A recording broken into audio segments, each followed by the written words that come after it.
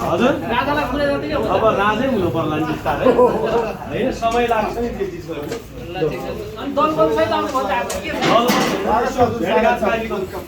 अझै यसो भेटघाट कार्यक्रम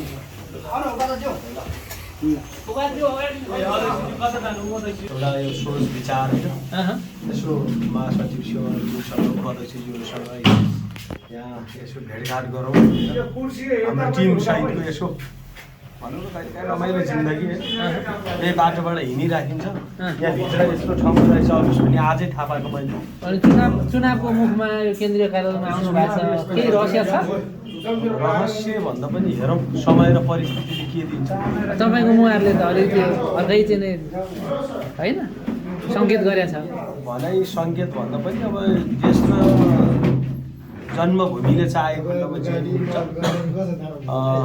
यसो कुरा छ अहिले हेरौँ के हुन्छ माटोलाई अँगाल्न सकिन्छ भनेपछि माटोमै हुर्केको माटोमै जन्मेको माटोमै अब जिन्दगी बिलेन हुनेर जाने हो होइन सकिएर जाने हो माटोमै यो शरीर चाहिँ मिसिएर जाने हो जन्मेकै माटोमा यो धर्ती आमालाई माने पनि माटोमै हो त्यस कारण बिचको चाहिँ एउटा फिल्म जस्तै हो मान्छे माटोलाई छातीमा राखेर सजाएर कसम खानको लागि आइपुग्नु भयो भन्ने पनि मिलेन अहिले होइन पत्रकारज्यूहरूले त एकैछिनमा कुरो कहाँबाट कहाँ पुऱ्याउँछ अब वास्तविकको कुरो अब यहाँ हेरौँ बुझौँ होइन यहाँ छ त टिम आएको छ सिङ्गोजी मेरो मात्र अब ढिपीले हुँदैन मेरो मात्र हिँडाइले हुँदैन प्रकाश भुजेलसँग नि यसो 10-20 लाखजना पछाडि लागेको होला होइन कति युवाहरूको भविष्य छन् भुजेलको पछि पनि अनि त्यही भएर मेरो मात्र स्वार्थको लागि होइन समग्र सबैको लागि चाहिँ बोल्नुपर्छ जस्तो मलाई लाग्छ राष्ट्रको लागि देशको म आफ्नो स्वार्थको लागि आफूले पार्टीमा गएँ टिका लगाएँ एकछिन यसो रमाइलो गऱ्यो होइन चुनाव उठ्यो हार्ने त्यो होइन कि पछिसम्मको भविष्य होइन मसँग हिँडेको मात्र नभई सबैको मुहारमा उज्यालो आउनुपर्छ जसले खानुपर्छ लाउनुपर्छ होइन आफू मात्र नभए आफू बाँचेर अरूलाई बचाउनुपर्छ भन्ने सोच विचारले हिँड्नुपर्छ मान्छेले झेसु जातीय पार्टी भन्छन् यता फेरि हाम्रो उपाध्यक्षज्यू आफै चाहिँ चुडाल सर हुनुहुन्छ आरोप पनि लाउँछन् तपाईँ भुजेलको छोरो पनि आइपुग्नु भयो अब केही हुन्छ कि क्या होइन जातित्वमा हुँदैन मान्छेको काम मान्छे व्यक्ति भन्दा पनि उसको मेहनतलाई हेर्ने हो हामीले उसले गरेको कामलाई कदर गर्ने हो मैले भन्दैछु नि म व्यक्ति हेरेर कहिले पनि जान्छु मान्छेको स्वार्थ हुन्छ नि व्यक्ति हेरेर उसको काम उसले गरेको होइन जनतालाई गरेको माया सद्भावना यो देखेरको मान्छेले चाहिँ वाह वाह गर्छन् व्यक्तिगतको लागि त मैले खाएको छँदैछु गाडी चढेको छँदैछु होइन आइस आरामले हिँडेको छँदैछु मेरो लागि के हिँड्नु पऱ्यो म अरूको लागि गर्नु पऱ्यो भन्ने सोच हो अब पार्टी कार्यालयमा आएर अध्यक्षज्यूलाई कसरी सम्झिनु भएको छ के भन्नु माटोमा कर्म रोप्न सकियो भने राष्ट्रको जीवन सुन्दर हुन्छ राष्ट्रको जीवन सुन्दर भएपछि जनताको जीवन उसै सुन्दर हुन्छ त्यसकारण त्यो कुराका लागि मेहनत गरौँ त्यो कुराका लागि लागौँ भन्ने यो चाहिँ एउटा आह्वान हो अभियान हो त्यसकारण सायद त्यही कुराले हाम्रो भुजेल गुरुलाई पनि यहाँसम्म तान्यो भन्ने हाम्रो गुरुलाई के को लागि स्वागत गर्नुभयो यसले के असर गराउँछ गुरु अब यो त हाम्रो धर्मगुरुहरूलाई पार्टीमा चाहिँ धर्मगुरुहरू त यो पार्टीमा त आउने नै हो त संस्कृतिको कुरा छ यो संस्कृतिको अभावहरू त अब तन्त्र विद्या गर्नु होला भुजेल गुरुहरू होइन तान्त्रिक विधि अन्तर्गत उहाँहरू काम गर्नुहुन्छ अरू वैदिक विधि अन्तर्गत गर्छन् होइन त्यसो हुँदा संस्कृतिभित्र त हाम्रो देश त यो उपत्यका त अझ तन्त्र विद्याको खानी हो होइन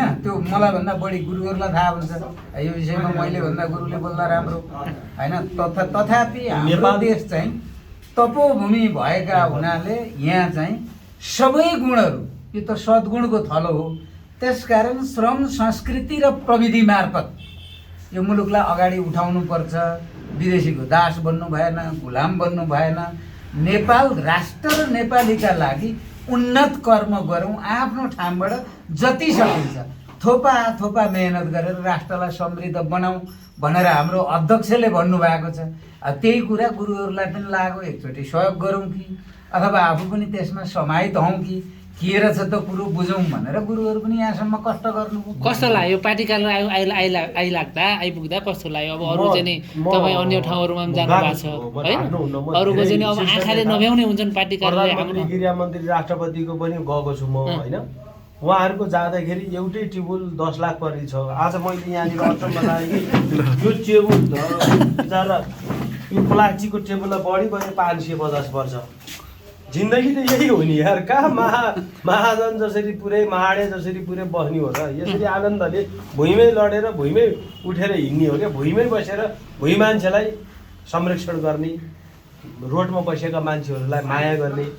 यो काठमाडौँको वरिपरि जति नाङ्लामा व्यापार गरेर बस्छ नि बाटोको, उसको आफ्नो ज्याला मजदुरी गर्नुहुन्छ, त्यो आफ्नो पेट पाल्नको लागि क्या। त्यस्ता मान्छेलाई लखाट्ने अनि मान्छे सुकुम्बासीहरू भनौँ न, बाटोघाटोमा अब बसेको मान्छेहरूलाई चाहिँ अब त्यो कति सुकुम्बासीलाई चाहिँ केसम्म गराएको छ भने बिचारा लाल पूर्जा दिलाइदिन्छु भनेर सरकारले झुक्काइरहेछ क्या। तिमीहरूलाई लाल पूर्जा दिउँला या चाहिँ चुनावमा चाहिँ भोट हाल्नु है भन्छ। जितिसकेपछि त्यसको घरमै जाँदैन, डोजर लगाएर भत्काउनुहुन्छ। उहाँ पनि एकपल्ट जानु भइरहेको लाग्छ मलाई। सेवामै हुनुहुन्थ्यो उहाँ पनि। अब उहाँले पनि महानगरपालिकामा होइन आफ्नो सेवा अन्तर्गत पर्ने कुरामा त उहाँले पनि गर्नुभयो होला। आज बुझ्नुभयो गरिबलाई गएर ठोक्द, गरिबलाई गएर हाल्न के हुँदो रहेछ भन्ने। लगभग 60% जति त गरिब जिन्दगी नै होला यो देशमा। उनीहरूलाई उठाउनु छ, जगाउनु छ, एकचोटि जाग्छन् पक्कै पनि। अनि कसरी सम्झिनु भएको छ अझ?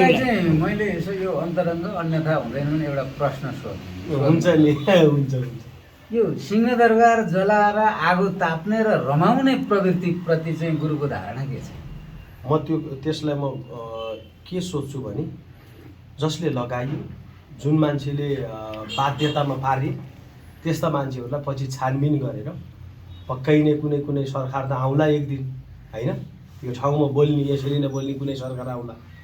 यदि गराइएका रहेछन् बाहिरी विदेशीबाट, यदि गर्न लगाइएका रहेछन् भने त्यस्ता मान्छेहरू कराप्ट हुन्छन्। 100 वर्षपछि गए पनि घाटैबाट पनि उचालेर ल्याएर उसको कङ्काललाई पनि म्युजियममा सजाएर राख्छन् कि जस्तो लाग्छ है जनताले।